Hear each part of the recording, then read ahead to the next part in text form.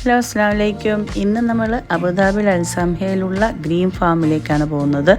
അവിടെ എങ്ങനെയാണെന്ന് വെച്ച് കഴിഞ്ഞാൽ 7 മണി മുതൽ 11 മണി വരെയാണ്, എൻട്രി ഫ്രീ ആണ്. അതുമാത്രമല്ല അവിടെ എല്ലാ തരത്തിലും നമുക്ക് നാട്ടിൽ കാണുന്ന എല്ലാ തരത്തിലുള്ള ഫ്രൂട്ട്സും വെജിറ്റബിൾസും ഫ്ലവേഴ്സും അവിടെയുണ്ട്. എക്സാമ്പിളായിട്ട് apple, orange, avocado, passion fruit, പിന്നെ ബെറീസ്,